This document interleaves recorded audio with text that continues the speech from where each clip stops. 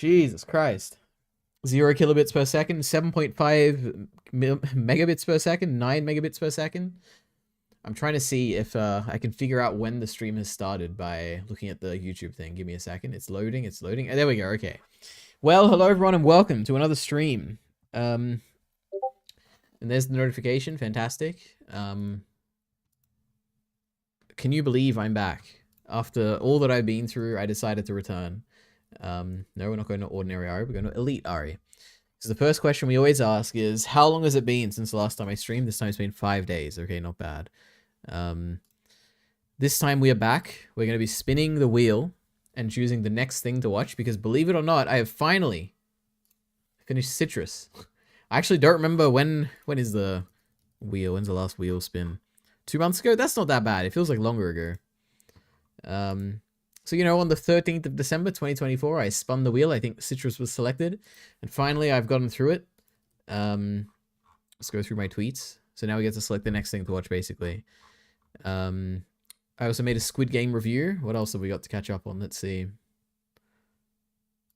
Oh my god. I hate when this happens. Okay. I reviewed Squid Game. I did it in 17 minutes, if you can believe it. I think that is pretty impressive. Anyway, Kyle says, why would you stream while football is on? Because I don't care about football. Not even a little bit. I don't mind. If I have, like, overlap in viewers who, like football for some reason, then I don't like you, okay? We don't like football here. We're an anti-football channel. I can believe that. That's good. I do say, if you can believe that, a lot. So maybe we should stop saying that, you know? I also say you know a lot, and I don't like that. That's like the worst thing I say, you know? Anyway. This came out. We got 2 comments. Pretty crazy. One of them is Kyle saying late, and this is me thumbsing it up, by the way. And then Mia said, I think I preferred Season 1 overall, but they still went above my expectations this time round. With how much the IP has been milked since the first season, I thought the continuation would feel shallow, but I was wrong. I also agree. I was thinking this. I'm like, at the end of Season 1, it's like, where can they go from here? Like, they did a nice wrap-up. It felt like a whole season. But no, they kept going, and they made it pretty much just as good. So, well done. Spoilers, I gave it a 4 out of 5, so we love Squid Game. Alright. Has there been any other content that I put out in the past 5 days? I don't think so. I'm slacking. I'm working on too many things at the moment. Too many random videos. But they'll come out eventually. Anyway, that was that. My amazing viral tweet with 8 likes. My goat. Because this is Norn Greyrat. She fell down. It's kind of funny, right? You guys laughed.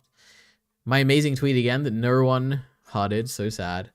Because Izayama died. Can you believe it? The creator of Attack on Titan, he died. But he didn't. It's just a post that says Izayama, creator of Shingeki no Kyojin, at the age of 38.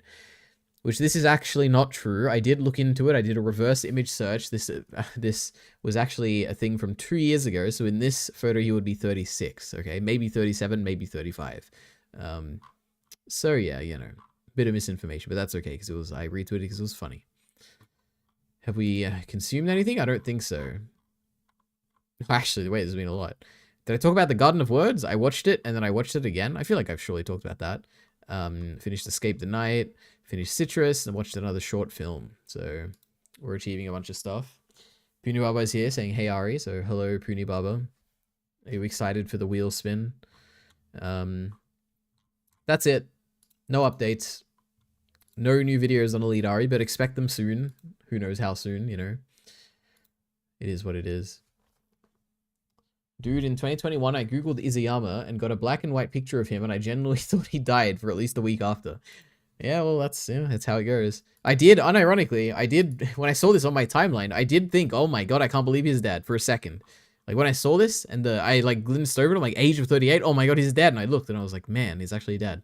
But no, they just got me. Just like all the other people here, how dare you, or I thought he died, blah, blah, blah, you get the point. Anyway. How was Citrus?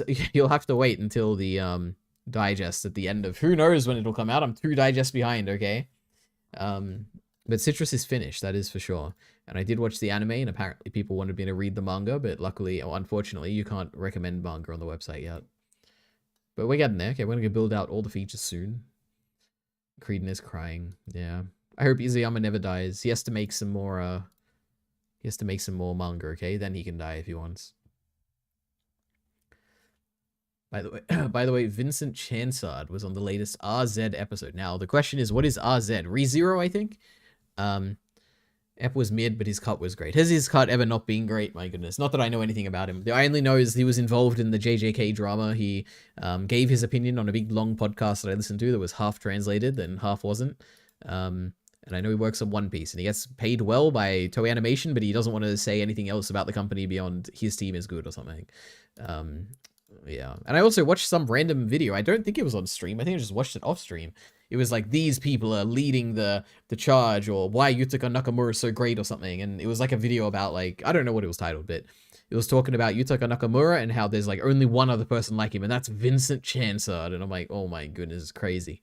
It was a pretty, was it a bad video? I don't know if it was a pretty bad video, I think. Actually, it was a really bad video, but it was like by a giant channel as well. It had like a few million subscribers. I'm like, man, how have I never heard of this channel? And how are they so successful?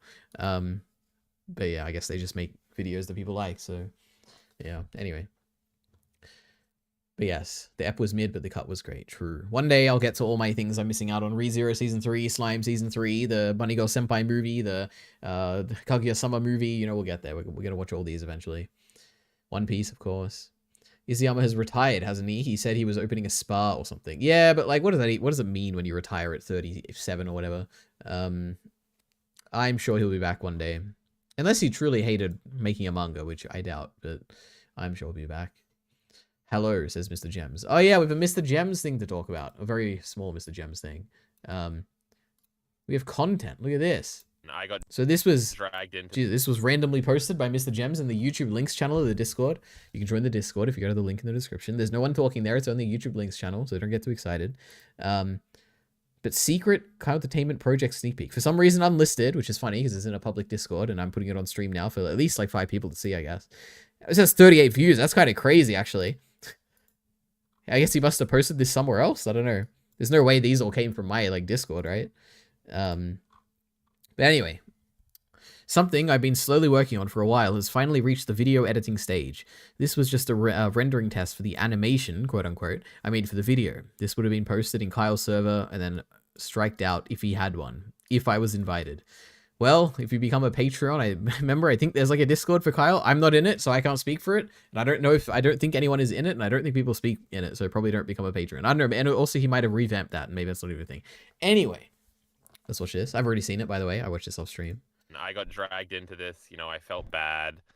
Elite he's always doing what I want. I'm never doing what he wants. This is the one thing he wants. This is his favorite thing he's ever experienced in his whole entire life. Mid-shitu pedo-say over here. Jesus. Look at that. With custom text and everything. This is crazy. Like this, yeah. Amazing. Now the question is, I have no idea what this is, but I mean, I'm curious what it's going to be when it's done. I don't know. Unless this is the thing, right? Something I've been slowly working on for a while, but it's finally reached the video editing stage. It's just it's apparently it's a rendering test. So I don't know what the video is going to be, but don't tell me. Okay, I mean, you can if you want, but I'm curious. And yeah, 2 comments. This is more comments than I get on like some of my videos. Now that's crazy. Lamau, true. Anyway, so that's Mr. Gems, you know, great commenter that is also a chatter right now. All right. Yutaka Nakamura does only one kind of cut now. Wide zoom in onto a CG-looking terrain, character speeds into the scene, slows down, explosion impact frames speed up. You know what this reminds me of? What is it? So what is it? You've got wide zoom in, CG-looking terrain, character speeds into the scene, slows down, explosion impact frames speed up. I'm thinking of the My Hero movie, okay? My Hero, Deku versus... what's the guy's name? It was like... He absorbed attacks or whatever. Absorbed man. Lectern, right? Or something? I mean, it looks really cool, but... Is it this? Lectern? Is that what it is? Where is it? Where's the bit? I guess not really, right? What am I picturing? Like something like this?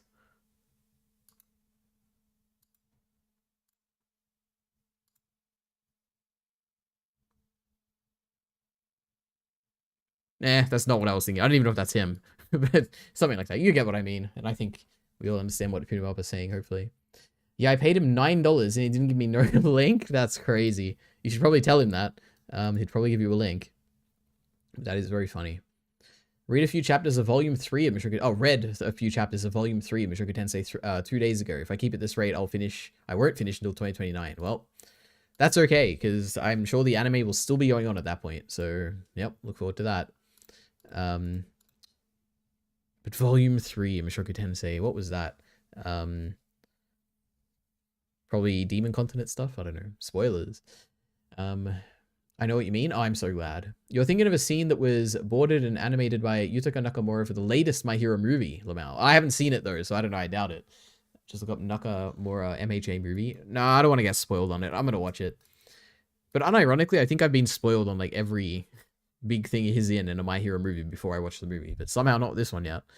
You know what's the coolest? I remember I got spoiled on this. It was the JJK Zero Gojo versus Miguel. I got spoiled on this on TikTok before I saw the movie. And it was like the coolest thing ever.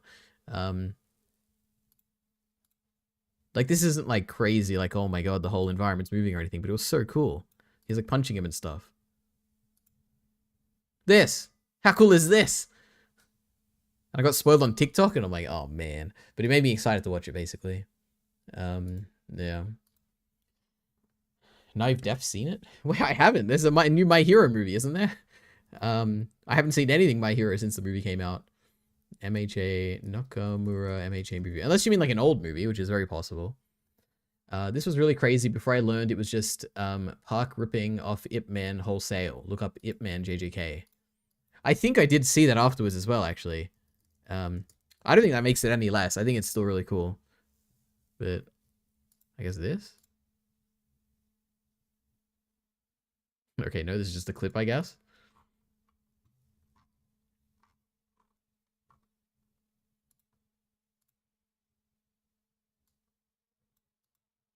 Okay, I see it, you know. You got the similar kind of punches and stuff, yeah. You know, Gojo did it better.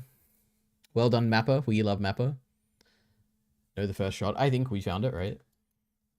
Anyway, MHA Nakamura movie. I've seen this. Oh. That's kind of what you were saying.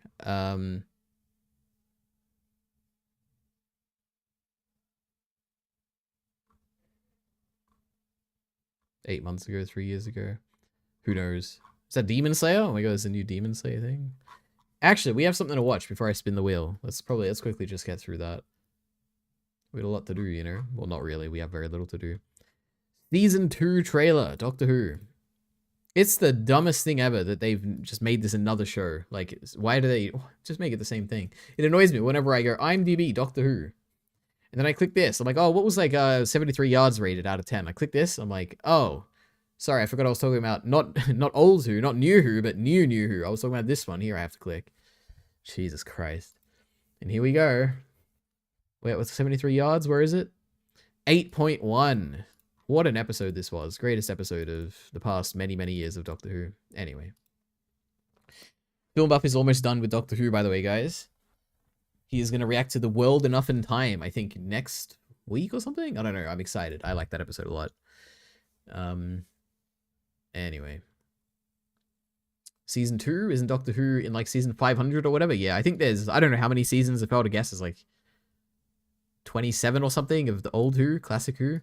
And then in 2005, they rebooted, and it began from season 0, which makes sense because there's like a lack of continuity. You have a new Doctor, new like companion, new everything. Like there's a new status quo. Like it makes sense to call it a reboot at that point, even though it's the same continuity. Then you get 13 seasons of that or something, and then you get the new iteration when it gets like bought or funded, not bought, but like whatever, funded by Disney or something. And now we got Doctor Who season 1 and now season 2. Now, season 1 of Doctor Who, for reference, the one with Ncuti Gatwa and I don't know what Ruby's actor's name is, but Ruby and the new Doctor was fantastic. I liked it a lot. One of my favorite things I watched last year, one of my favorite like seasons of Doctor Who in a very long time.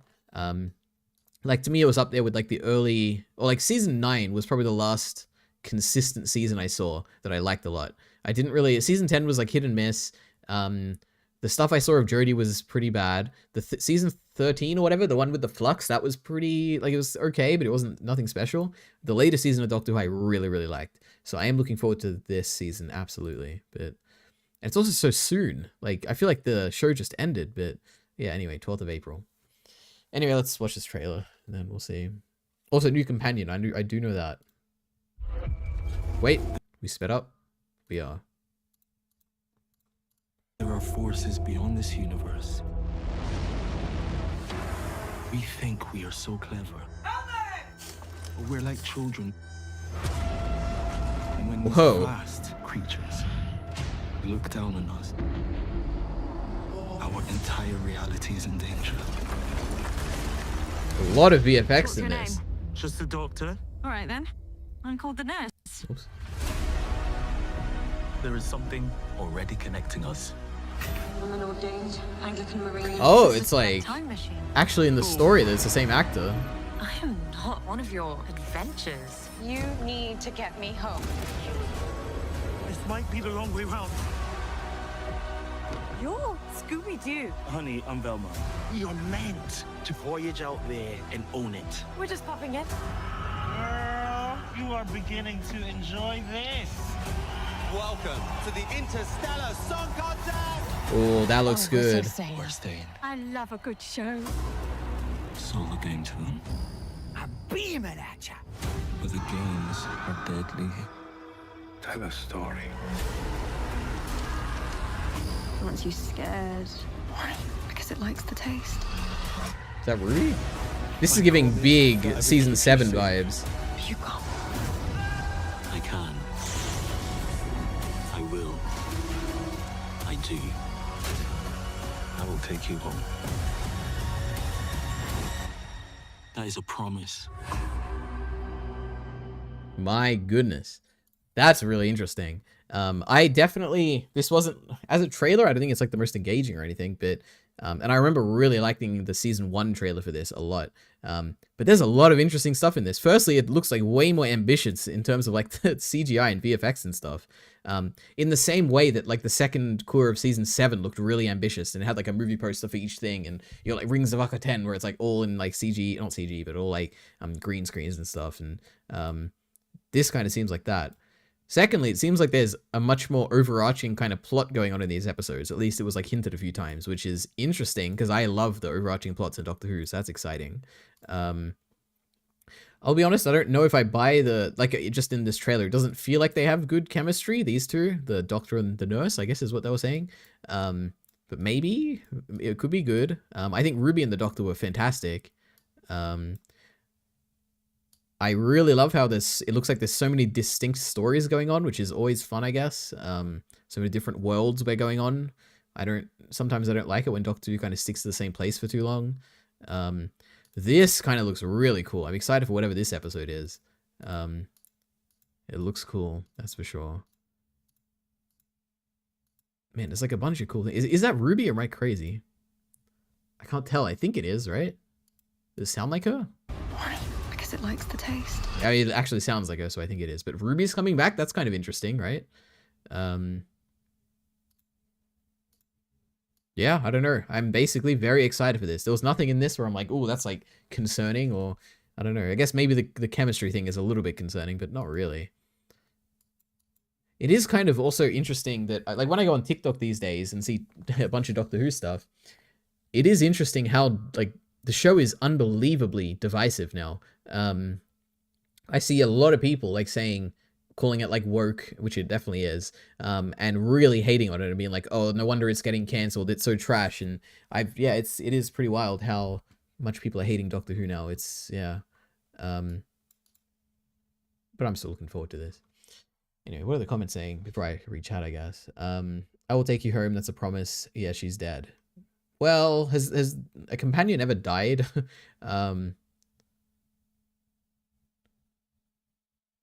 Has a companion, I mean, maybe in Classic Who, has a modern companion ever died? Even River doesn't die. Like, Donna doesn't die and Donna gets her memories back. Ruby doesn't die. Clara doesn't die. I mean, she does, but she doesn't. Amy and Rory, they don't die. Martha doesn't die. Who knows? Oh my god. I don't think anyone's dying. Ever. Anyway. Alright, Doctor Who. We're done with that. Also, don't they call it series, not season in Doctor Who? That is, I mean, in UK, true, they do. I don't know why. I know Film Buff also insists on calling it a series, but it's literally a season. I don't know why he would do that, but yep. This looks too Marvel. Don't like it. I don't know. I don't get Marvel vibes at all from that, but I don't know. Maybe the better visual effects make it feel more Marvel, but I don't know. What's this? Is this Paul? Paul from Mushoku Tensei? Oh yeah, it's the meme about him getting his own anime. That's right. True. He's not. Don't worry. It's just an anime that looks like Paul is the main character. All right. Franklin Storm Research Center. Dad was kind of allergic to his name in big letters. Which reminds me, I think that the four of us should have a name. Why would we need a name? Because we're a team now, and there's four of us, so we should come up with a name for it. That's not yet. Like the Human Torch and the Torchettes. That's bad. Kidding me? How about the big brain and his neurons? How about the big brain and her neurons? How about two guys, a girl, and the thing that nobody wanted? Hey, we both. You have had no conflict this whole movie. You had no relationship. You have no relationship. Oh no, I just realized. We're missing so much. Come a long way since the garage. Ben, put some pants on. Gotta say, it's fantastic. Jesus. Say that again. It's fantastic. Yes, it is. I love this movie. Guys, I got it. Got it? All right. Credits. Real. What a movie. I remember watching that in the theaters and thinking it was fine, I think. Kind of boring, but not that bad. And Doom was really cool in it. Anyway. Fantastic. True, Creedon. True. Okay, what else have we got? Oh, I only have one other thing on my actual notes to talk about, which is that and I don't have much to say about this. I watched this entire thing, okay? Where is it? Am I crazy? Oh my god, how many episodes does he put out a day? I watched this. The Joe Rogan Experience, 2281, Elon Musk. 3 hours, 11 minutes, Elon Musk talking to Joe Rogan. This was depressing to listen to. I have no, I don't have like a high opinion or high expectations of Joe Rogan, okay? I've listened to enough of his content over, I don't know, probably the past decade, where I kind of know who he is and kind of how much he understands of things and how critical he is with his thought and all that, etc., okay? But Elon Musk, I'd always been mostly neutral on, where I'm like, yes, he's like kind of insane when it comes to like posting on social media. But he does have like the big like successful companies that he's like pushed to be successful, right? Like obviously he has SpaceX, he has Tesla, he has he was like I guess a founding member of like OpenAI and stuff, and he is very successful, that is for sure. But he is unbelievably, basically everything he says at this point is either conspiratorial, obviously like not true, or just like really dumb. And it's like really depressing to see, because this is like one of the most like popular, famous, followed people in the world who like people look up to for opinions, and he's very influential. Obviously he owns Twitter and everything. And it's so depressing because he has so much power, and he's like the worst of the worst when it comes to having any opinion on anything. It's incredibly depressing because there's like nothing you can do in response to it, right? Like, because I know on stream, for instance, a lot of the time I've talked about how misinformation bothers me. It's like a thing that bothers me a lot. Obviously, you can see with my many month-long complaining about people complaining about Mappa, right? The working conditions at Mappa. That bothers me because, like, people, when they're making the claims against the company, which is fine to make claims against it, just, like, have a factual foundation for why you're making that claim, or why you're making the claim, right? I don't like misinformation because it's, like, so easy to fall into, and it's, like, you're, like, it's just so bad. I hate it. And he seems to be the king of misinformation, and this podcast is just, like, it's terrible. With one exception, which is that when he's talking about SpaceX for like 10 minutes or something, I'm like, oh, this is like kind of interesting. And it's like a brief, like step back and be like, oh, okay, he can actually still talk about stuff and sound like a normal, sane person. But the rest of it is like, man, yeah. Like even there's one bit where he's talking about AI, because obviously he has a Grok 3, which is like a big, like state of the art LLM.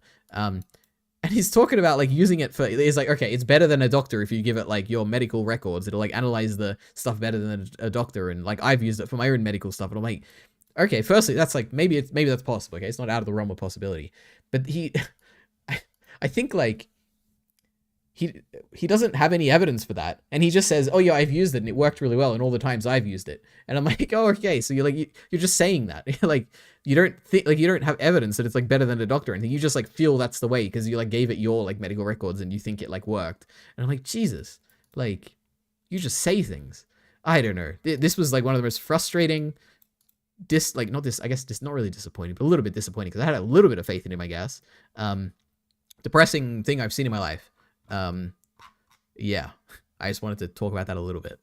But holy, what a world we live in. I don't know. Anyway. And Heath is here dabbing. Welcome, Heath. You're just in time for the wheel, which we're going to spin right now, probably. Also, Daredevil came out, and I haven't seen it yet, but I'm excited for it. It's on Disney Plus. 2 episodes, I think, which is, I guess, okay. I don't know how many... Daredevil, Born Again. How many episodes are coming out? 18 episodes? Wait, what?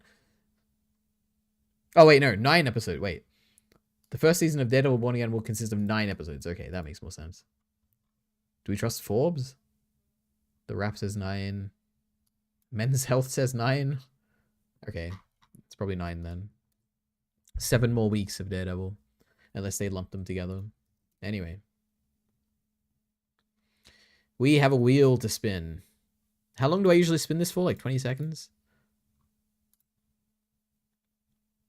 I think that's about right. Anyway, so for context, for anyone, if somehow this is your first time on this stream, Kung Fu Panda sadly didn't make it, guys. I'm so sorry. Anyway. If you go to eliteari.com, which is linked in the description, I think, probably, you can suggest stuff for me to watch. Say you want me to watch Wicked, you know, type in Wicked, find the version that you're interested in, press yes, it'll get suggested, okay? I've already got Wicked, so it's probably not a good idea. What's something else? The Avengers. Say you want the Avengers on here. You click on, oh my goodness. We want the Avengers, you press yes. And oh my goodness, it shows up in the pending suggestions. And then I'll look at it. I'll be like, if I want to approve it or reject it, then I'll approve it, for instance. It'll get put on this list. And then all the stuff on here that is currently available to watch in Australia, I then put into a wheel where the longer something is, the smaller the little slice of the pie here is. So the longer something is, the less likely I am to watch it. So if you suggest something short, I'm more likely to watch it. And now we're going to spin it, and then whatever it lands on, I have to watch. So last time it was Citrus, an anime, 12 episodes, I think. And I watched through that, and now we're going to spin it again. So let's do it. I'm on the edge of my seat. I really hope it's something that... I hope it's a movie or something easy, but let's go. Okay. I predict it will be... I have no idea. Terrifier, because it's like the giant slice. Or the biggest slice of anything I've seen so far. But it could be anything. It could be Goodfellas. Could be Mr. Robot. Could be The Gentleman. Alright. I don't know what The Gentleman is. I don't know who recommended this. The Gentleman. I think it's a movie, right? A crime comedy from 2019. Is that right? I guess, 2020. So congratulations to whoever suggested this. This is the next wheel spin winner. How exciting. Now I just have to remember that exists. Okay. Anyway, with that out of the way. Now what do we do? Oh my goodness, I'm completely out of content now. How long have I been streaming? Or not even half an hour. Should I just end it here? Is there anything else to do on stream? We can watch... An Apple has become IBM videos. Somewhat interesting. We could watch...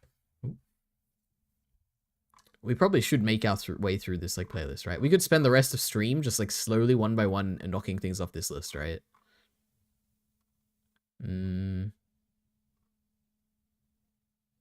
We can talk about My Hero Academia's animation. We just mentioned that. Chainsaw Man stuff sounds somewhat interesting. I feel like we might have seen this free run video.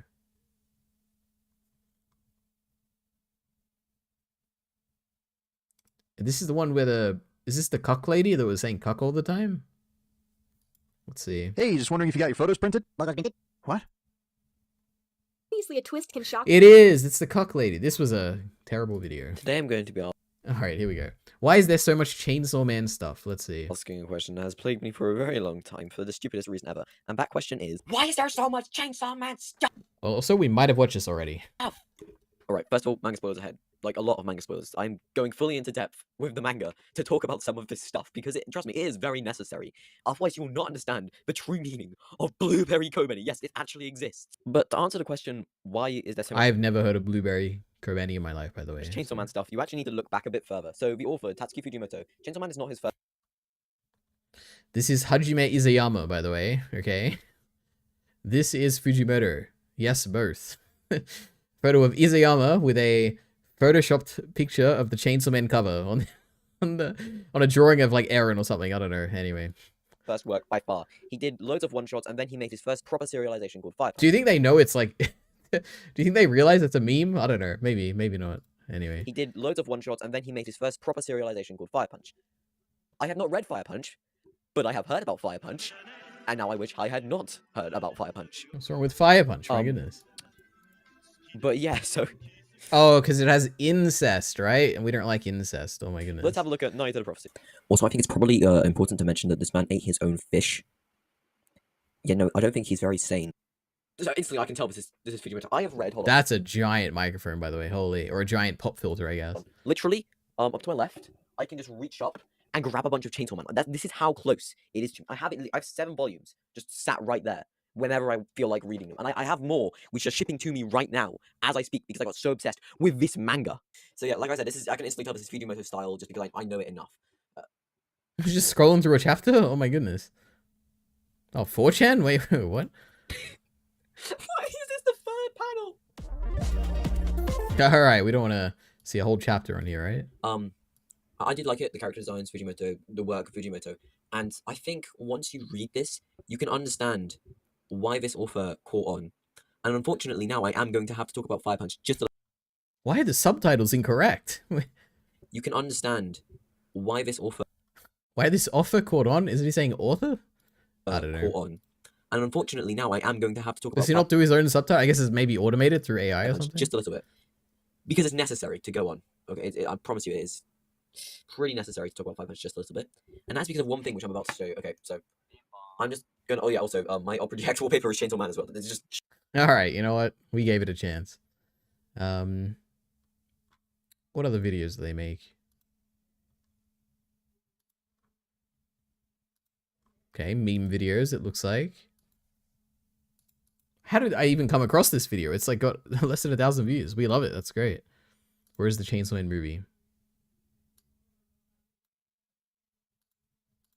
But I work on Attack on Titan. Alright, well, alright. The evolution and devolution of My Hero Academia's animation throughout the years is fascinating. The show is home to some of the best cuts of animation, period, and it was a well-organized project for a while. That's obviously not the case anymore. Let's talk about My Hero Academia's animation. Make sure to subscribe. So, as all of you know, Bones is the studio behind My Hero Academia, but there's more to it. Like most major studios, Bones isn't a single entity. It has multiple sub-studios, namely A, B, C, D, and E. Very creative. My Hero Academia has, for most of its runtime, been a Studio C project. However, the keyword there is most. MHA started off as a Studio A project and ran into its fair share of production issues like most shows do. Season 1, unlike its sequels, was a one-core show. The team in charge had just finished working on the second season of Noragami, and a 24-episode season wasn't viable. The show was, and still is to a degree, directed by Kenji Nagasaki, and the most prominent name involved with the project was character designer and industry legend Yoshihiko Umakoshi. Yutaka Nakamura wasn't involved at the time. Umakoshi's designs and supervision carried the static parts of the show, of which there were a lot. The designs were unique. From the harsh line art to the large eyes and the stylized facial anatomy, they looked amazing, especially so when they were corrected by Umakoshi. My Hero Academia doesn't go for that modern webgen look. It tries to maintain design consistency. The show isn't a Sakuga haven either. The amount of movement is nowhere near the likes of, say, a Jujutsu Kaisen. This is why the designs are so important. A still frame works when the drawing is fun to look at. Of course, the show does move. It has plenty of what we call Sakuga. Season 1 had 2 major highlights, one of which was Kazuhiro Miwa's contribution. He did a lot of work on Season 1, animating some incredible scenes and... This is interesting. I don't know if this is like a video I should watch on stream. I'm not gonna have anything to say. They're very cool. Well, I appreciate seeing MHA's Sakuga analysis. There are a ton of stuff related to the production series that was either left out, simplified, or just glossed over.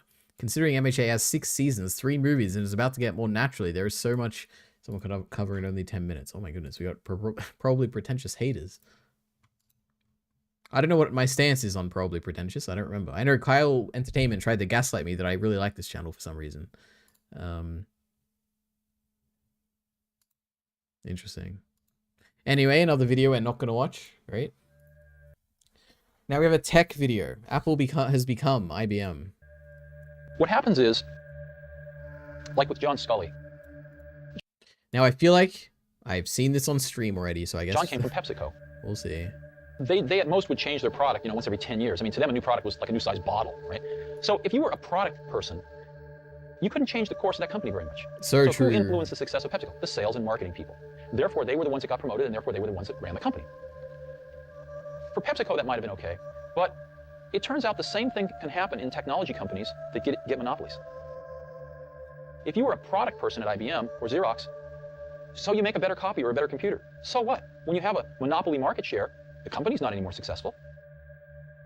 So the people that can make the company more successful are sales and marketing people, and they end up running the companies. And the product people get driven out of decision-making forums.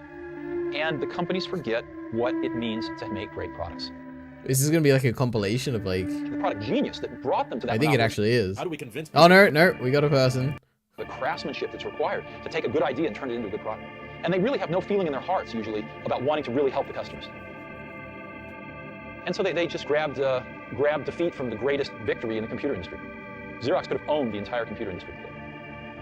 Could have been, a company 10 times its size. Could have been IBM. Could have been the IBM in the 90s. Could have been Microsoft in the 90s.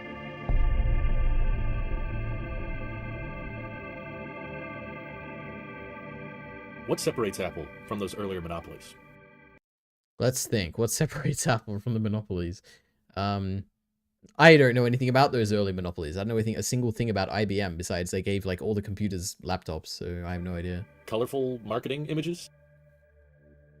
Playful graphics? Maybe they're like limited number of products or something, like a mission that is toward like consumer products, right? That's probably their driving difference. Because they're like a consumer electronics company, whereas like, I don't even know what IBM is. What IBM mission statement? To be a catalyst that makes the world think better. I guess they're an information or like trying to disseminate information in the world or something. I don't know. Apple mission statement. Bring best user experience to customers through innovative hardware, software, and services. So I guess that's the difference. I don't know. Design for the event intros.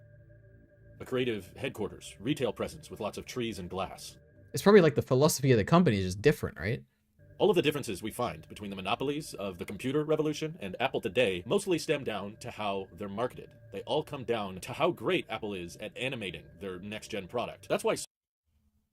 I don't know about this. I feel like the types of products they make are defined by like the people that are working there and what they're like working toward, right? And that would be set by the philosophy of the company, right? Which just feels very different to like an IBM. So many people struggle to find functionality and utility within the latest hype train at Apple, their intelligence features. No, the primary reason so many of us wanted Apple Intelligence on our devices was for the animation. It was not for the features themselves. It was so that we could see the screen dance with its pixels and dazzling colors. These are not the idea of the software engineers. This is marketing. This is salespeople that know how to sell us sugared water year after year after year. While Apple isn't necessarily in the beverage game, they're definitely... I guess that's kind of interesting. He's saying that, well, I don't know. I don't know exactly what he's saying. The gimmicks are what get people? I don't know. Definitely in the same predicament we've seen previous monopolies fall into. How do we make these products interesting? How do we convince people to go out and keep buying them when there's next to no difference anymore with the product? While Pepsi was dependent on the sweetness of sugar and fructose corn syrup, Apple is dependent on colorful, bedazzling marketing. That's why you'll see the media and content creators lean in to unboxing every new iPhone color they can possibly get. Apple knows in the end that the vast majority of people are buying the same basic colors, black, white, space gray. But the reason they keep offering those different color options year after year is not because they necessarily sell all that well. Most people cover them up with a case. But it all comes down to the marketing. It all comes down to convincing people that the next generation is the greatest one they've ever made. I believe Steve Jobs saw this coming, and he could see what happens when a company achieves such incredible victory year after year. It's not sustainable. It doesn't last forever. No matter how much we may love these brands, they all come to the same fate of monopoly. And when that day comes, it no longer matters. So what's the iPhone? Like this, the iPhone doesn't have monopoly. What's the monopoly he's talking about? how great your product can be. All that matters is how well you are at selling it. And when the marketing people and the I guess not even the AirPods have a monopoly, right? What has the monopoly? salespeople start running the company, the innovations and the advancements in the product itself all start to fall apart. So in the words of Bane, Like, the idea is that, like... I just don't even understand. If he's talking about the iPhone, the idea is that there's, like, no competitors to the iPhone. Like, if the iPhone stopped getting better, then, like, you'd have no other option. Because there's, like, a million phones out there, right? from The Dark Knight Rises, peace has cost you your strength. Like, if a changing color is, like, getting people to buy more iPhones, then I guess... why aren't they choosing the competition? Like, that would be the question, right? Like, maybe a changing color is enough of a change, right? Victory has defeated you. When they start getting bigger, they want to replicate their initial success. I guess this could be like an AI script or something? I don't know. How this content was made? Auto-dubbed. No, I guess not. And a lot of them think, well, somehow there's some magic in the process of how that success was created. So they start to try to institutionalize process across the company. And before very long, people get very confused that the process is the content. And that's ultimately the downfall of IBM. IBM has the best process people in the world. They just forgot about the content. And that's what happened a little bit at Apple, too. As we're now seeing this inevitable stagnation of the tech community plateauing, it only leads me to believe that innovation hasn't stopped. It's really just moved elsewhere. In the end, I'm ultimately just grateful that I did not brand this channel purely around Apple. Thankfully, we called it Tailosive Tech in the end, which means now might be the time to start pivoting. And I think there's a lot of fascinating developments going on out there in the tech industry. What does he make videos about?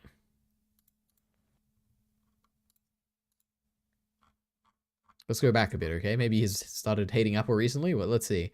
Apple's first leak out. So he covers leaks. What is it? I got MKBHD shoes. Day 1 on iOS 18. Change just for the sake of it. Okay, let's go back. Let's go back to when Steve Jobs was alive, okay? Actually, that's like 10, 20 years ago, whatever. Holy.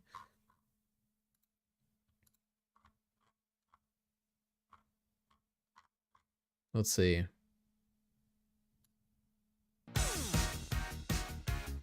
So a while ago, I made some videos about Amazon Music, and a similar application to that is Spotify, and both of these...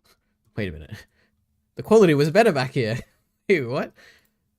But I encourage viewers... The audio sounds worse now. Okay, wait. Internet radio and making it better for the user. So basically, they were doing this by having a wide variety of music that you could just add to your library, and instead of paying for individual songs or albums, you pay a monthly subscription, and you get the whole online library they offer. Pretty sweet deal, and Apple is now providing that same kind of application, and they're calling it Apple Music. iTunes is heavily integrated into this program, and iTunes will be transitioning into Apple Music for the next couple of years now. And the Apple Music app is pretty amazing. They changed the interface a lot from the last generation music app. Lots of interface changes that allows you to access...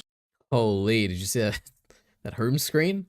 Oh my god, look at this Instagram icon. This is crazy. Changes that allow look at that messenger icon. Oh. To access your music quicker and add some more features that were on the desktop versions but not the mobile version. For instance, the Alright, why am I watching this? I saw this one. Australia's quite collapsed. Let's see. Staying on top of all the How is the country collapsing?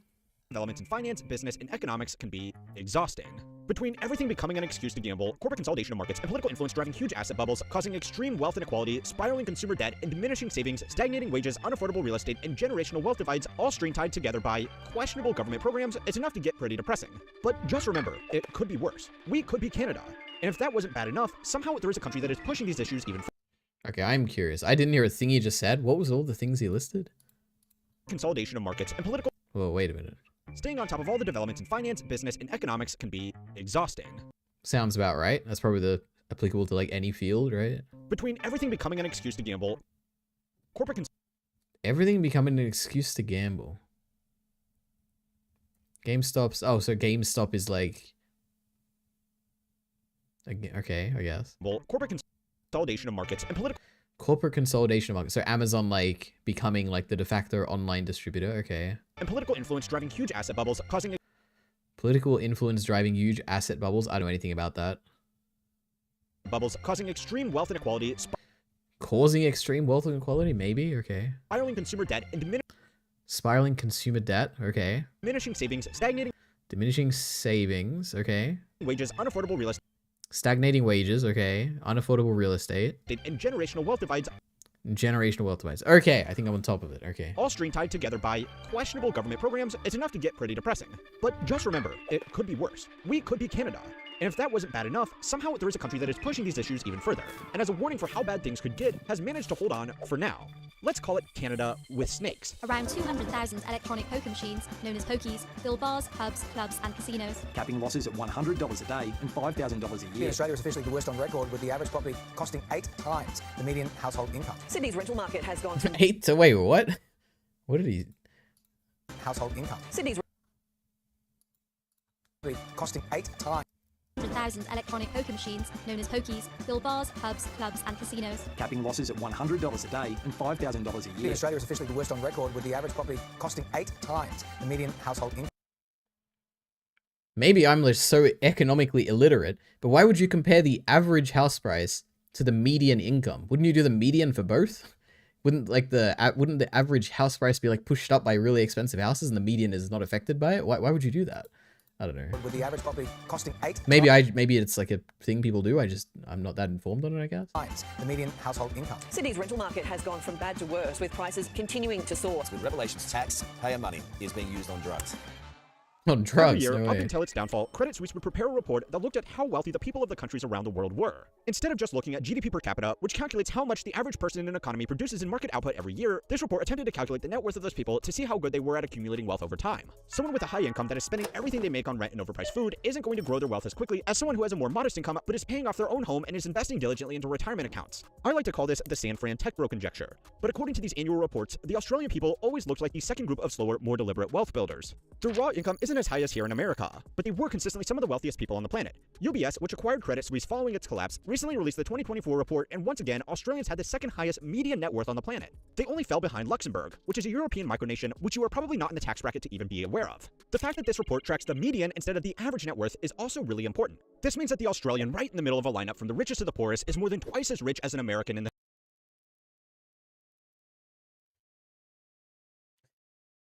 This is obviously not true, right? Wait, what is this number? Wait.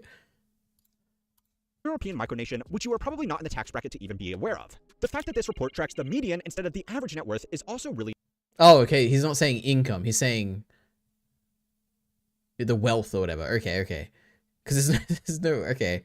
Okay, I understand. Important. This means that the Australian right in the middle of a lineup from the richest to the poorest is more than twice as rich as an American in the same position. The report also includes a generic average where America does have a slight edge, but all that really tells us is that we have an inequality problem with a small group right at the top massively dragging up the average at the expense of everybody else in line. Considering all of this, the title of this video might not make much sense to you. Anybody would be lucky to be Australian, right? Well, yes and no. And lucky really is the important word here. Australia has become so wealthy by getting lucky in just a few key industries, and then by going all in on keeping those industries alive by any means necessary, including its own long-term viability.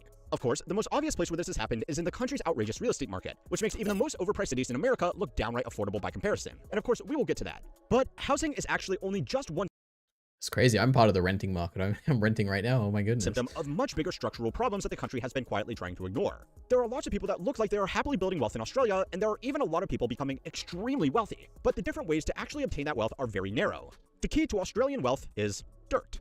Either digging it out of the ground to export as unimproved natural resources, or by selling it back and forth to one another. Economic complexity ranks a country's exports based on how varied they are, and how unique they are to that country. A country that exports a wide variety of highly unique products that only it produces would have high economic complexity. A country that only exports a few goods. Alright, this is boring.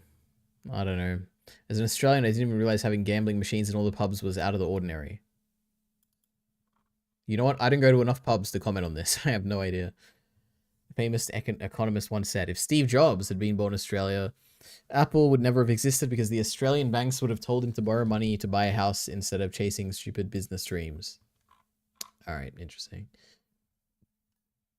Well, I feel like I wouldn't trust that channel to educate me on anything, but I don't know, maybe they are a very good channel. What is freedom?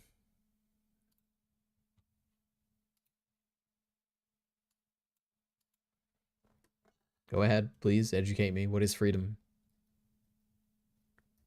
Did my internet break? Oh my goodness. Imagine, just for a moment. Small channel, we love it. Okay.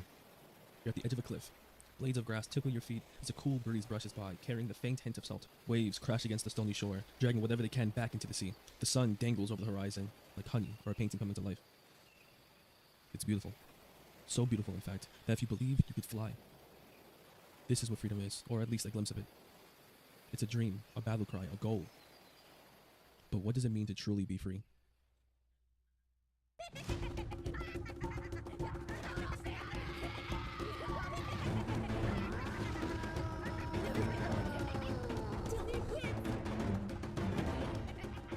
From pirates to warriors to titans, freedom is at the heart of these stories. The concept of freedom is complex, with each individual having the perception of what it means to be free. Based on the definition, however, freedom is the power or right to act, speak, or think as one wants without hindrance or restraint. It's privilege, independence, and emancipation, yet the way it's applied still varies. Think of the scenario I just gave you. The fresh air, the wind, the warmth of the sun, all of these things can be freedom. But to me, to someone else, this could be a prison in itself. With no choice over which way the wind blows, what else is there except acceptance over circumstance? Now, imagine the scenario I just gave you, but this time, there's a boat.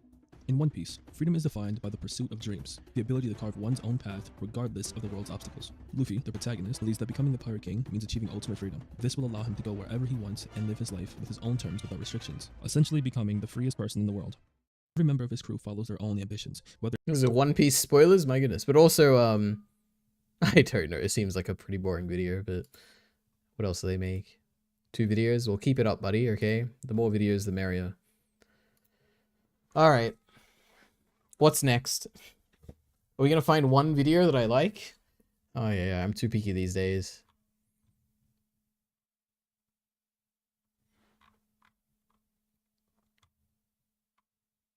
Why kill the Avatar? Oh yeah, we can get in the Korra discourse. Oh my goodness. Instinct. But again, I feel like we watched this. It's a lie. Have we watched everything? Body, hoping to be wrong. What's that supposed to mean? It means that when you base your expectations Yeah, I remember quoting this when we were live. Of these institutions to restrict the freedoms of others in the future, not escape her biases when she advised along. Wasn't this like a bad video or something? I don't remember. We should just look up Korra videos. Korra bad. But like not that bad. Like the bad, you know what I mean. Korra bad. Korra is an overrated disaster of a show. Korra's introduction and why many couldn't deal with it. That could be interesting.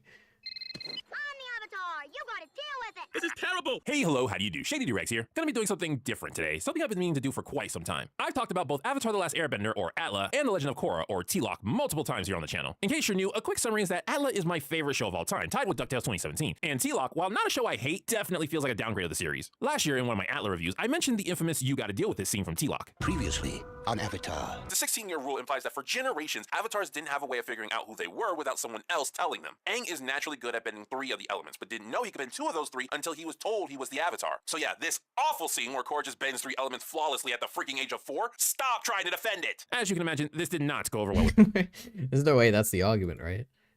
naturally. It's bad because it doesn't fit in the lore.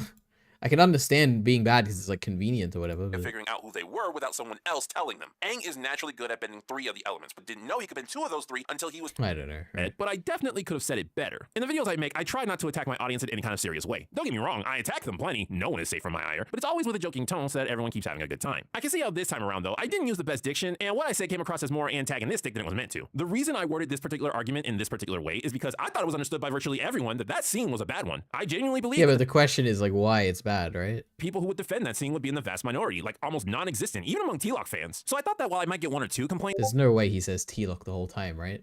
Like, surely he would say Korra, right? It's shorter, it's quicker, it's like more like relevant, like people would know what you're talking about. I don't know. Most people wouldn't care too much about that specific critique. And then I got more than 1 or 2 complaints. While they were still the minority of comments, I got way more people angrily telling me they disagree with me than I thought I would. And over on Twitter, I see T-Lock fans constantly defending this scene, claiming it's not only not bad, but actually really good. So I'm here to try again, but this time, I'm gonna be thorough. I want to talk about what this scene means to me in its entirety because frankly, I think it's a very important scene, not just to Atla and T-Lock, but to storytelling and literature analysis in general. We'll get into all that jazz momentarily, but first, a quick recap. The scene shows 3 people Alright, well, I guess we'll do the recap, then I'll give my traveling through a blizzard. Korra's father, Tonrock, greets them and respectfully addresses them as the White Lotus. The group enters the house where Korra's mother, Senna, is in the middle of cleaning up a mess, presumably made by Korra herself. One of the White Lotus members asks the parents how can they be sure that their daughter is the one. Thus enters Korra, who says the now infamous line, "I'm the Avatar, you gotta deal with it!" and proceeds to flawlessly bend 3 of the 4 elements. Now, to analyze something Okay, firstly, oh god, objectively, oh no.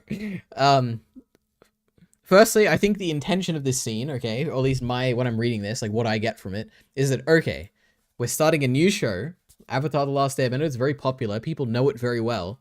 Going into this show, this is not going to be the same show.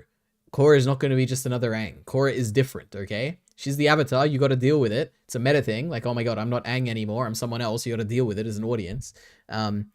And also, it's like, we're not going to do the same type of story. You know, this character's not going to be learning the elements. She already knows the elements, okay?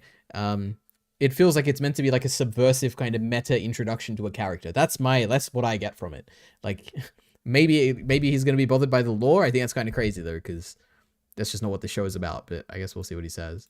Deal with it! And proceeds to flawlessly bend 3 of the 4 elements. Now, to analyze something objectively, you need to compare its good with its bad. Let's start with the good.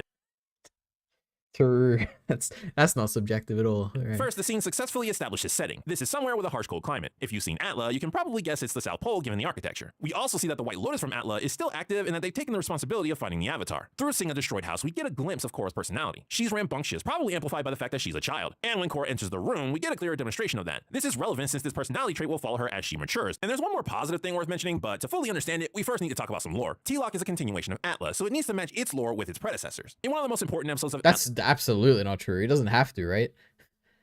It could just be its own show that like has the same characters, right? With its predecessors. In one of the most important episodes of Atla, Bitter Work, Iroh explains to Zuko the different mentalities of the nations and their elements. To summarize, fire is the element of desire and will, earth is the element of substance and persistence, air is the element of peace and freedom, and water is the element of adaptation and change, specifically through love. In that same episode, Aang, despite being an earthbender and knowing its forms, isn't able to earthbend until he accepts the proper mindset. That's why it's so hard for you to get this. You're working with your natural opposite. I can earthbend now.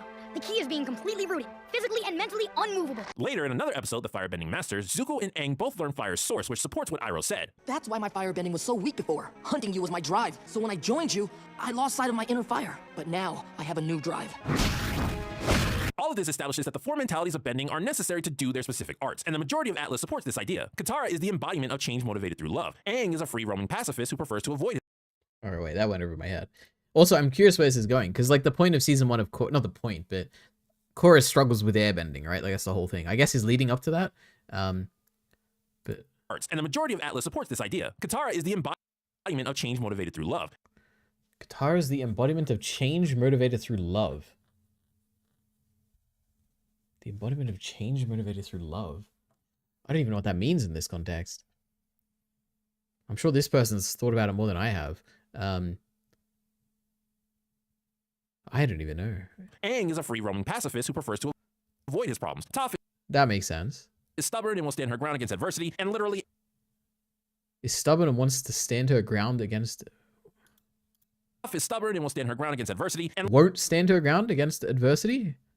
Prefers to avoid his problems. Toph is stubborn and will stand her ground against adversity. I don't know. And literally every firebender has insane will and drive. There were some exceptions.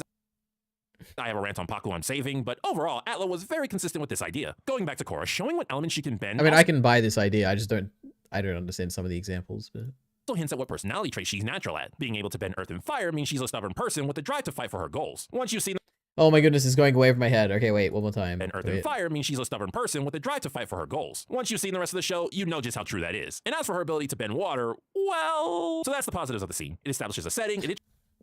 Wouldn't it be like she's raised in a culture which is like she was raised in the southern whatever, the southern water tribe, right? Or I don't know, the northern, I don't know about the lore of Avatar. It could just be that she's like raised around people who are like valuing that or have come, it's like in their tradition of like, I don't know. For her ability, is that crazy that she's like, I don't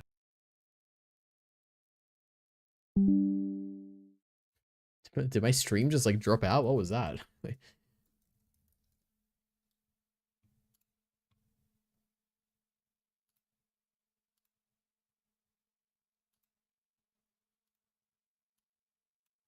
All right, looks like it's back. I don't know. Spirituality. Ever since you were a little girl, you've. Yeah. Frankly, Korra's why am I watching this video? Why am I doing this? Established personality is not as flawless as some make it out to be. We don't see Korra airbend because she can't do it yet.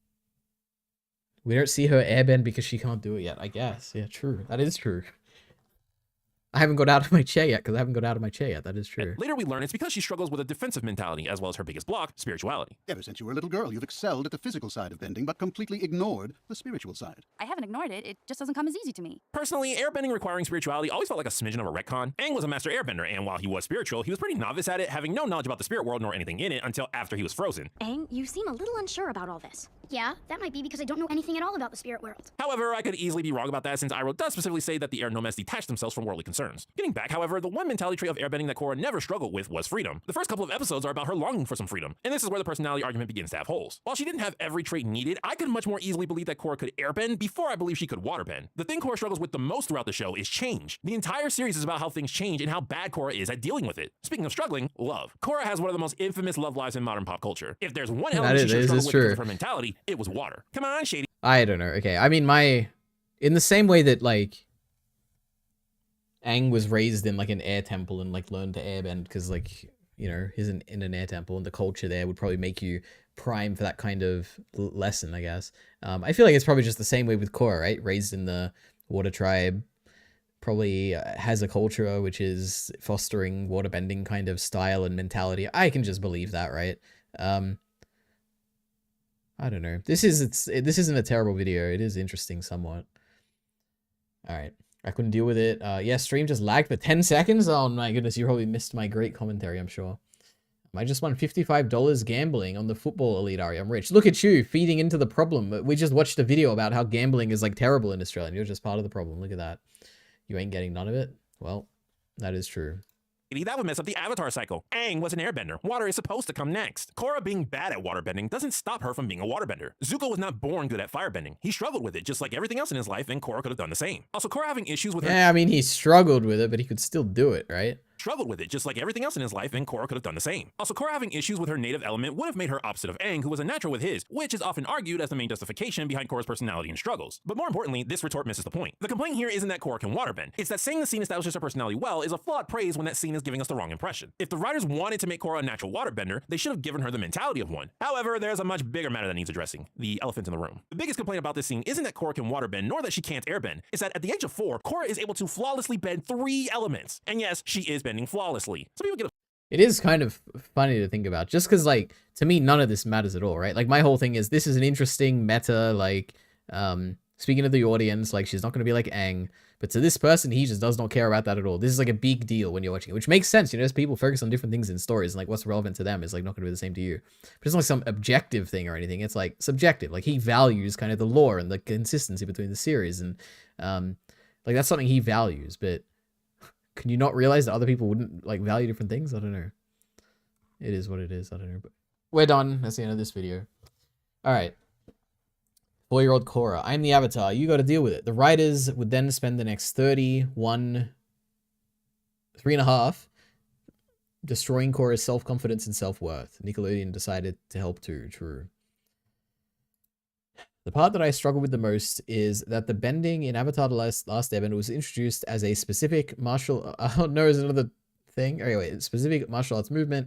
Toph starts teaching Aang with Move the Rock, where he spends an entire episode learning stances and mentality to be stubborn enough to move a rock from a proficient airbender, earthbender. This is true. It's like one of the coolest episodes in Avatar. I have a hard time believing a 4-year-old can figure out... Okay, I don't know. All right. I don't know. I know a lot of people don't like Korra. I guess it must just be, like, the things they don't like about it are just stuff I don't really care about, maybe. I guess that's probably just what it is. Seeing Korra at age 4 bending 3 of the 4 elements would be like seeing a 4-year-old understanding the basics of 3 different martial arts. True. Alright. It is what it is. We should see an Avatar The Last Airbender criticism video. Avatar The Last Airbender is bad.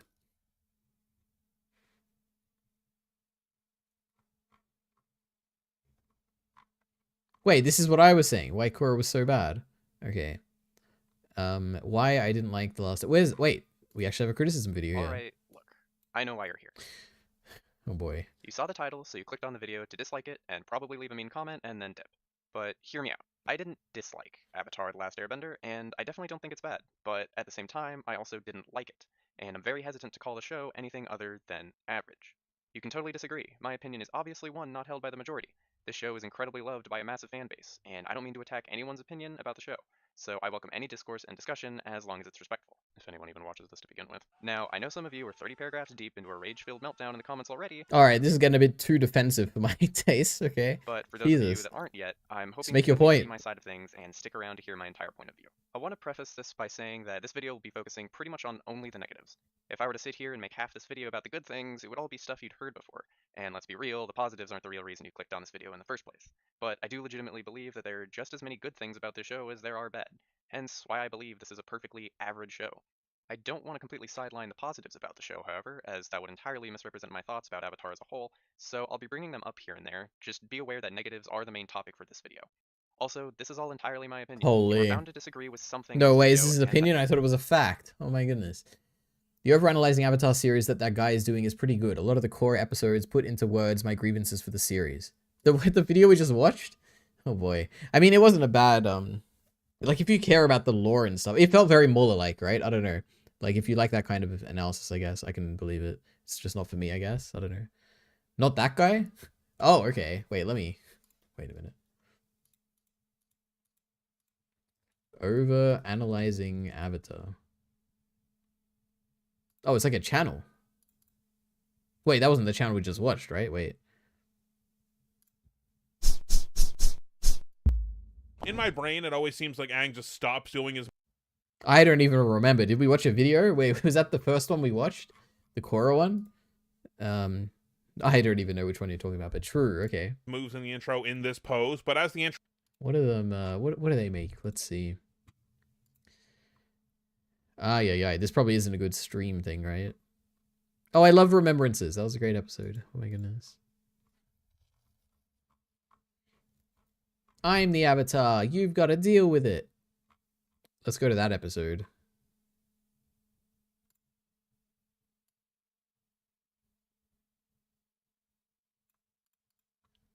Oh no. Oh. Avatar The Last Airbender is my favorite show. I've watched it more times than I can count, and it's not the same with Korra. I've watched Korra all the way through, probably around 10 times, which is still a pretty ridiculous amount, but nowhere near as much as I've watched the original show. So why is that? Well, that's what this series, I'm sure, we'll get into. The original run of overanalyzing Avatar... My take again, you know, because I'm sure you're so interested. I do think Avatar The Last Airbender is probably a better show. It's more consistently good. I really, like, my favorite stuff of anything in, like, Avatar is probably just book 3 and 4 of Korra. I like those books a lot. Like, the highs of Korra are much higher than the highs of Avatar. Actually, that's not even true. Because the highs of Avatar are pretty high. Like, a lot of the stuff in book 3 is really good. Even some stuff in Ba Sing Se in book 2 is, like, really good. I think just, like, the season structure of, like, those final 2 books of Legend of Korra, I really like a lot. Like, more than the season structures of, like, the Avatar stuff.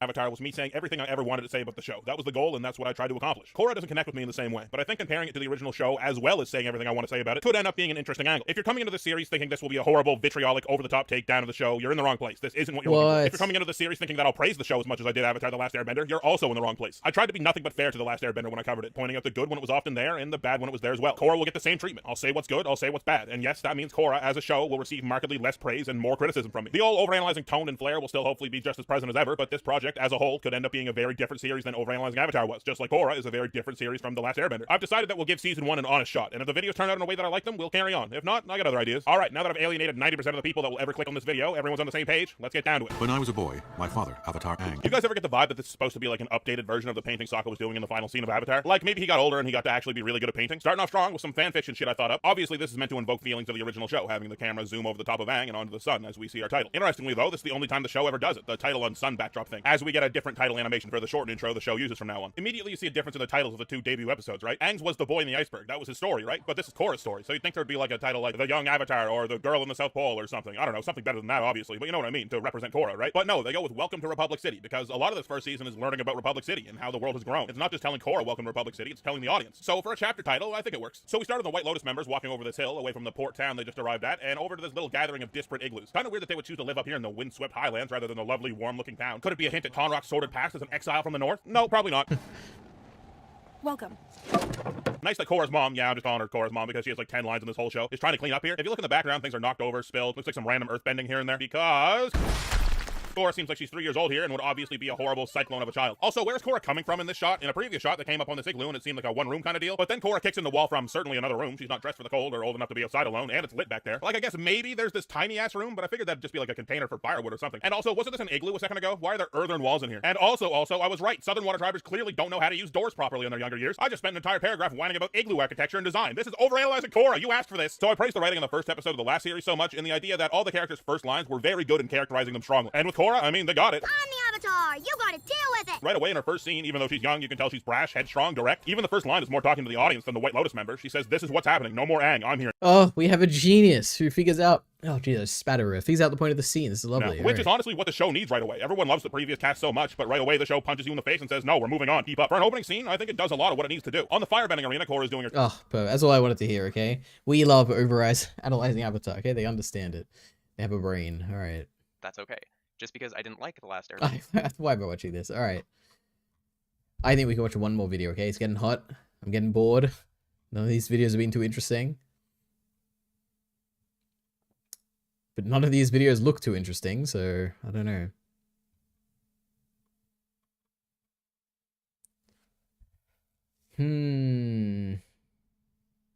Why bad manga can ruin good anime? I think we've already watched this as well. Let's forget that. God, I need some more Ruby. Ruby videos are great.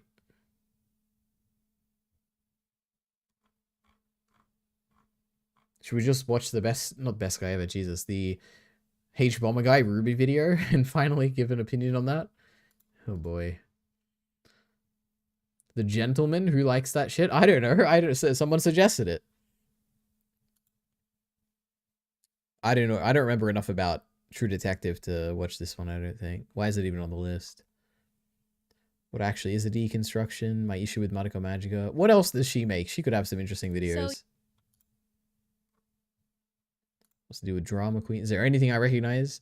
I saw the end of Evangelion in theaters. Vlog? Oh my god.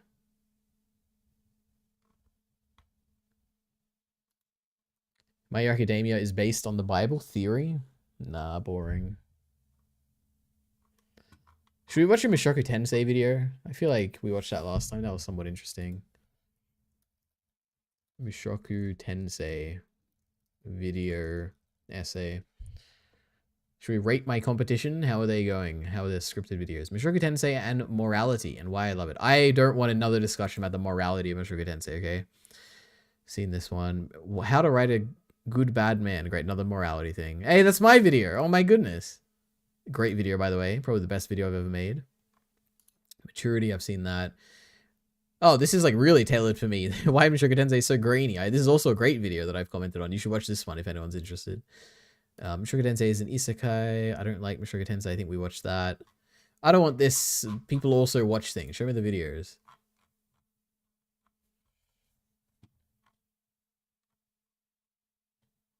Are there any interesting Mushoku Tensei videos? Is this one? There's no way, right?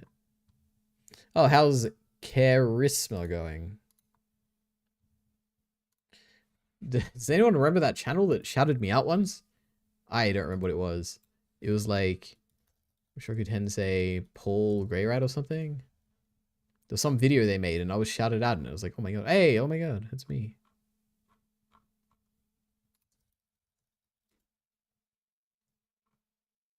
Oh, it's me again. Oh my god. Oh, MASH. Remember MASH? We used to watch this like a year ago on stream. Oh, they haven't uploaded it in a year. Oh my goodness. That's rough. I think this was a decent channel from memory. Anyway.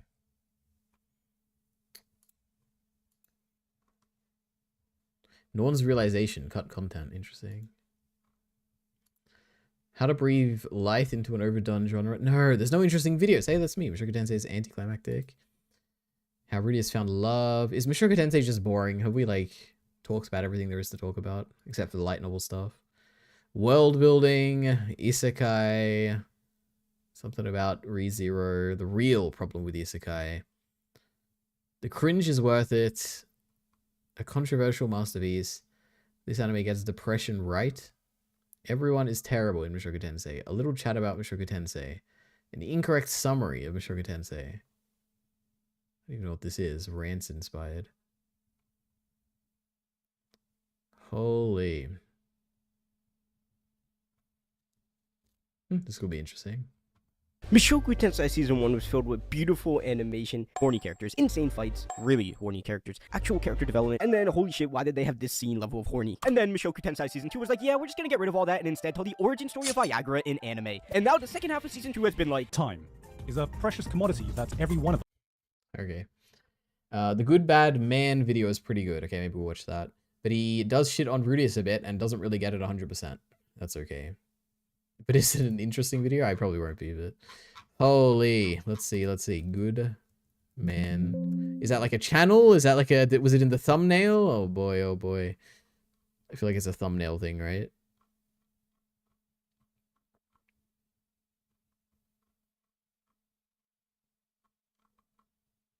Explanation point. Ugh, amazing. Oh, how to write Good Bad Man.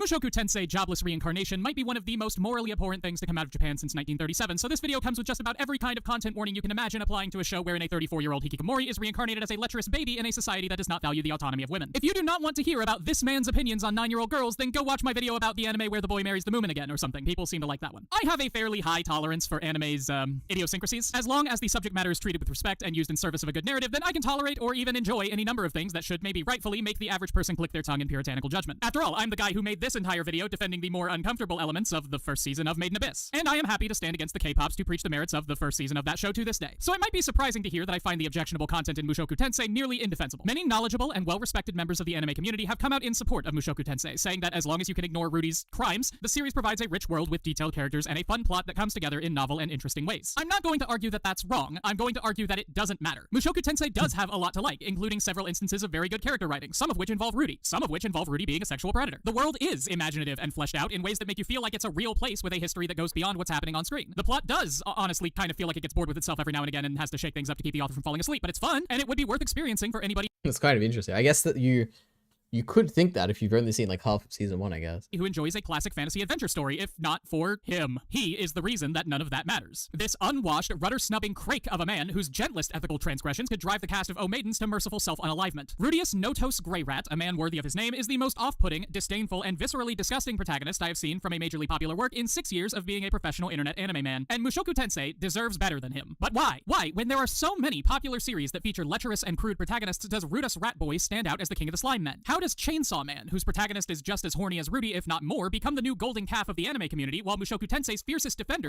What's the similarity? I don't think there's anything. I don't know. Let's think. What's so bad about Rudius? He like almost grooms Sylphie. He isn't planning to groom Sylphie. He sexually like creeps and touches Eris, and he's very creepy, and I don't know, there's a lot bad about Rudius, right? Have to preface all of their arguments with vehement assurances that Rudy gets better later. Let's take a glance at a few different shows and see how they're able to explore the same themes of self-improvement, sexual exploration, loneliness, etc., without creating that same sense of disgust in a viewer and throwing away any sense of decency or respect toward the women they depict. And speaking of disrespecting women, today's video was brought to you by Gamer Sups, your one-stop shop for cups that have boobies on them. Do you want to feel uncomfortably energetic? Well, then this is not the product for you. Gamer Lead is watching his favorite channel, Probably Pretentious. Very funny. All right. Sups provides high-quality... Now, was that before or after I made the joke? We'll see. Energy drinks that are loaded with vitamins and 100% sugar-free. I am not an energy drink type of person, but they sent me a care package of different flavors, and I have to say, I'm a fan. I like it. Gamer Sups is fast-acting and provides my ADHD-rattled brain with enough stimulation to remain focused and alert without making me feel jittery or wired, and they wear off very gradually with... Holy. Okay, wait. Browsing through the comments, I kind of think funny app... Okay, right. Minimal crash. I particularly like this strawberry lemonade one that they sent me, but I think you'll probably be a bigger fan of Anime Girl Thigh flavor, which is like a peachy kinda juicy kinda deal. Every flavor also comes in a caffeine-free variety for some reason, and if you don't want energy drinks at all, you can enjoy their new line of Gamer Tea, or their Sus Snack protein bars, which come in peanut butter and like the classic marshmallow rice cereal bar flavor. They have crickets in them. And if you already have a beverage of these, to get to me. So a link in the description to get problems with Rudy's behavior that set him apart from the likes of Denji Chainsaw Man. Frequency and severity. To anyone who's seen the series, I shouldn't have to explain what I mean by this, but in case you're a freak who likes to watch analysis videos of shows you know nothing about, here is a brief list of Ratman's indiscretions. Upon being born, he notes his mother's huge tits and reaches for them with his creepy little baby hands because she left herself open. He watches his parents have sex. He takes his maid's underwear out of the laundry basket and puts them on his head under the guise of being just a little guy. He sneaks around the door frame to watch his tutor change clothes without her consent, then steals a pair of her panties that he will spend the rest of the series calling the Holy Relic. Then episode 2 ends. All of this being garnished with him staring at and making lewd comments about all of the women in his life at basically any point when his attention isn't being taken up by learning magic. The sheer volume of unacceptable behavior from Rude Baby is staggering, to the point where even I, as someone who has significant experience with the way anime is, and whose favorite part of the Lord of the Rings movies is when they stay in the Shire for a long time, find these opening episodes nearly unwatchable. There is no Really? It's kind of crazy to me, because it's like, it definitely is a little like, oh, okay, we're doing this, like, eye rolling a bit, but it's like, it's definitely not like unwatchable. I don't know. brief. No time for my brain to roll its eyes and pull out a notepad to write this off as typical anime bullshit. Whenever the series presents something that I could latch onto and start to enjoy, it is undercut within minutes by a comment about some woman's undercarriage or the forcible denudation of a 5-year-old. Not having any time to breathe between Rudy's incorrigible actions takes a highly competent slow burn opening and turns it into a high-velocity wind tunnel pointed directly at the viewer's open parachute. This is the time that the series should be spending showing us all of the things that are good about it, and while it does do that, those good bits are hard- Why should it... Why should the series be telling you what's good about it? What if the point is, like, to, you know, see growth or whatever? I don't know. This is the time that the series should be spending showing us all of the things that are good about it, and while it does do that, those good bits are hard to enjoy when we know that he is peeping out from behind every corner, constantly threatening to make us take in a slow, deep breath and groan, why is Japan- Maybe I just have a high ability to just, like, dismiss this stuff and be like, well, that's just what this show is. I'm gonna, like, just not think about it much. It doesn't happen that often. Like, I know he says it happens more than other shows, which is definitely true, but it's not, like, all-encompassing or anything.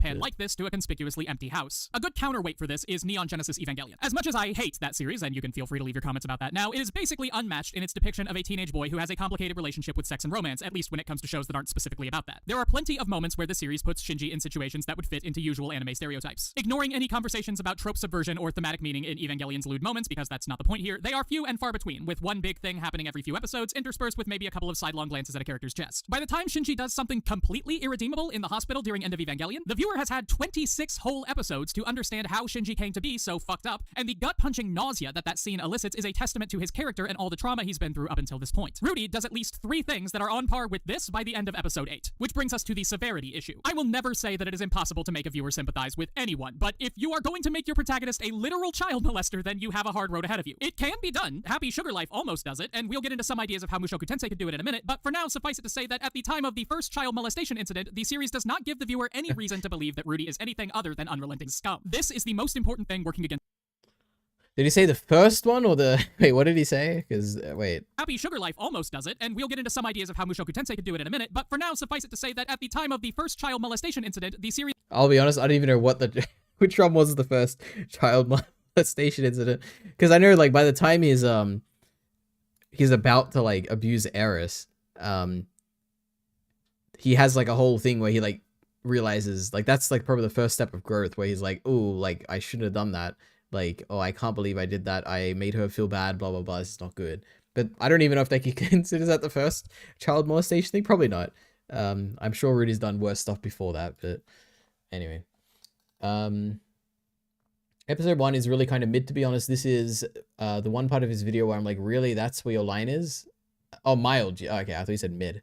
Mild, to be honest, this is one of the video where I'm like, really? That's where your line is? Yeah, I guess. Like, I can understand, like, there's a lot of...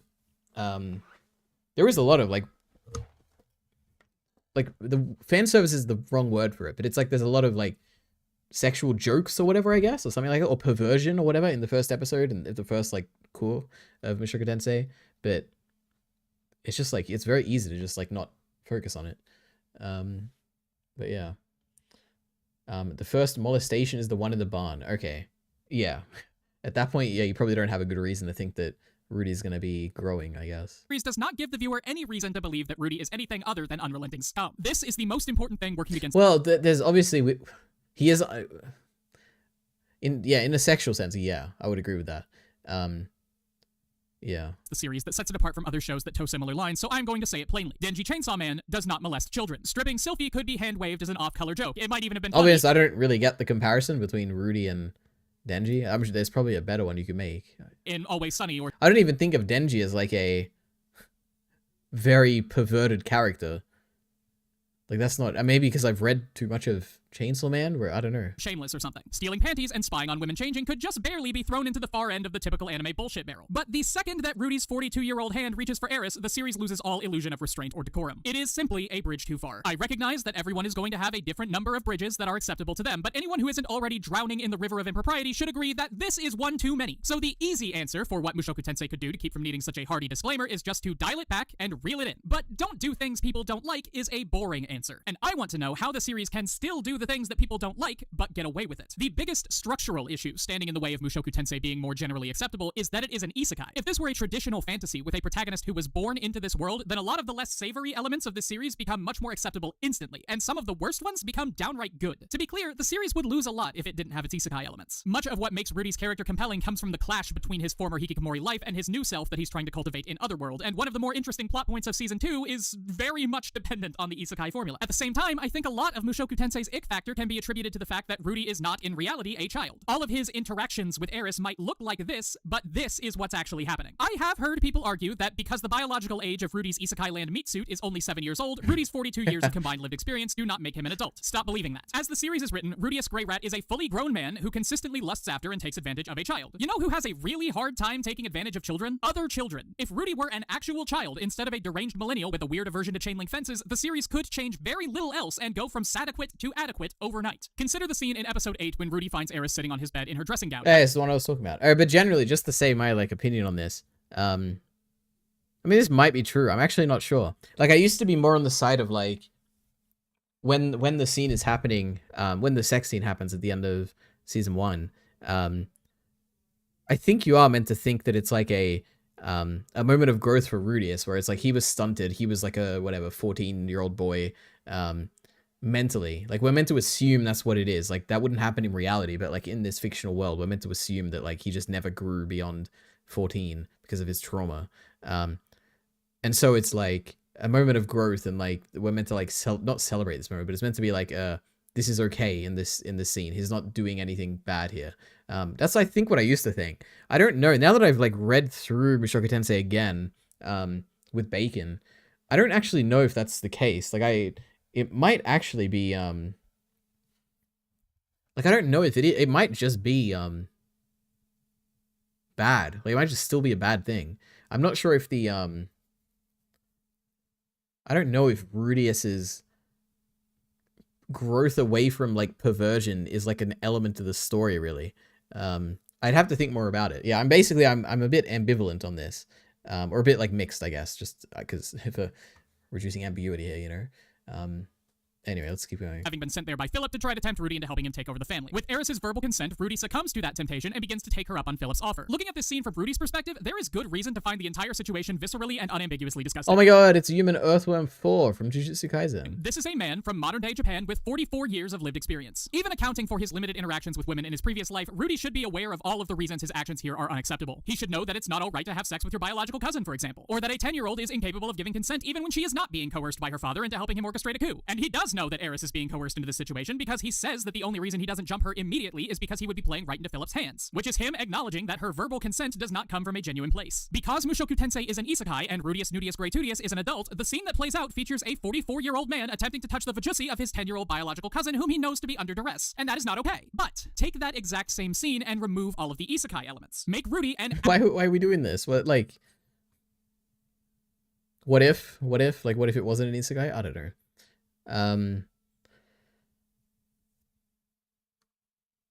I feel like this, the argument, I don't know. I just don't find this interesting, I guess. People think a lot more about this element of the story than I do, I think. I don't know. This seems like an okay video explaining this, I guess, but yeah. Anyway. I think the biggest reason why Denji works so well isn't because he's just a pervert, he's just horny. Yeah, I guess that actually makes a lot of sense. That is kind of what I was trying to say. I don't think of him as perverted. Horny is probably a much better word. Like, sure, risk his life fighting a bat devil to cope. Is it Copperfield? I thought it was Copperfield or something. Oh, Jesus. But he'll then wait for Power to wake up and ask if he can okay, blah, blah, blah. All right. Anyway, that was an okay video, I guess. Most of what we saw. What is this? Hey guys, it's been a while. around 8 months to be exact. I just wanted to leave a little update on how things are going right now and why I've been so inconsistent with my uploads recently. I can't really say inconsistent because I literally haven't been uploading at all, so like, but there are a few reasons. First of all, if you didn't know, I graduated in May of 2024, and that Well shift done. from being in high school and straight out into the real world has been really stressful. It is really stressful. Alright, we don't need any I more have life a lot more videos, things. okay? Okay. Is that the end of this? Oh my god, why I like The Legend of Korra more than Avatar: The Last Airbender. Oh I'm my going to goodness. start this with a plain statement that might end up getting people to dislike this video immediately. Avatar: The Last Airbender is not objectively better than The Legend of Korra, True. and you are I agree. absolutely justified in preferring Korra over it, just like I do. There's a lot of content on YouTube about how Korra is an objectively terrible show with no redeeming qualities, and how it doesn't hold a candle to Atla in any way. And Will anything ever top The Legend of Korra as like a YouTube series? What a great title. My goodness. The Legend of Korra. It's amazing. What a genius title, by the way. Like, I'll remember this forever.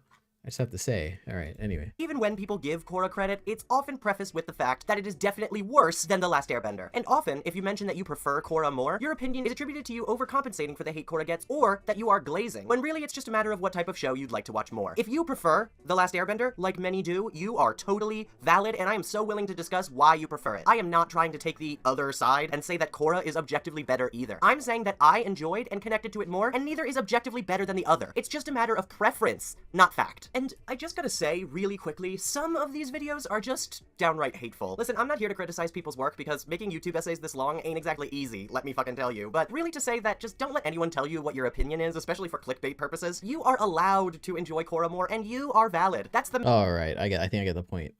main Jesus. message of this video. Your opinions are valid, and me and some of my close friends personally agree that Korra is better, even understanding why most people are partial towards Atla. Honestly, I forced myself to watch a couple of these Korra is objectively bad or Korra is garbage videos for the sake of learning further what the perceived issues are with this show, so that this video wouldn't just be me shouting my opinion, and it was really difficult for me. I couldn't watch them all. It genuinely makes me uncomfortable and just sad to listen to people hyperfixate on every issue with a piece of media and acting like their criticisms of the show mean that the show is objectively bad, without giving it any credit, even if I'm not a huge fan of it like I am of this show. And am I saying that Legend of Korra is a perfect show? No. It's rare to find a show that is. Is Last Airbender perfect?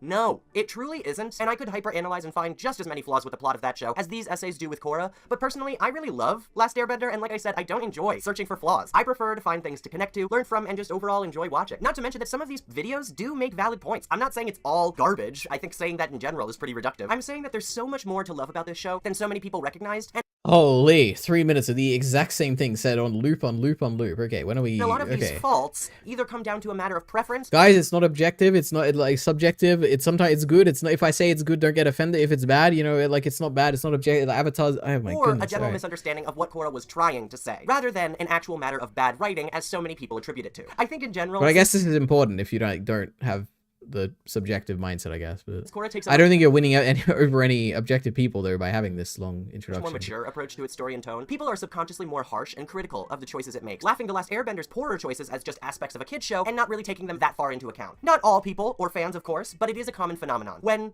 Korra is definitely a kid's show too. Yes, it has some much darker themes overall, and perhaps was geared towards preteens and younger teenagers, but it is still a kid's show that was on Nickelodeon. One of the most, perhaps the most, common complaint about The Legend of Korra is its pacing. How The Last Airbender had the through line of the Fire Nation conflict throughout all seasons, while Korra focuses on a different conflict each book. But I have yet to hear why this is objectively bad writing or negative for the show as a whole. I've heard why people dislike it and feel that Atlas is better, but I don't understand why this is inherently a bad thing. Yes, this is the result of production limitations on the show, never really being secure in its position on Nickelodeon. But I don't think that makes it an inherent fault. In fact, I think it honestly improved the pacing of the show in a really important way for me. My biggest gripe revisiting Last Airbender as an adult was the especially outstretched story. I do agree that it makes for some incredible and full world building, which helps make the climax even more epic and grandiose, but there's just so much time wasted when they could have been spent with far more interesting and serious concepts. Yes, it's a kid show, but this conflict of the week type thing really allows for some uneven pacing, especially in the first and early second season, where the first stumbles in the middle, not really knowing what to do before the large battle at the Water Tribe that they clearly had planned from the beginning. Last Airbender has incredible episodes right next to rather dull ones, like The Fortune Teller or Avatar Day, and it really lost the momentum that those incredibly exciting episodes gave me, for a detour that may have been fun, but not exactly introspective, and could have been spent with a more serious or more important topic to the overall theme. And when people revisit Last Airbender, a lot of these episodes that are more filler are generally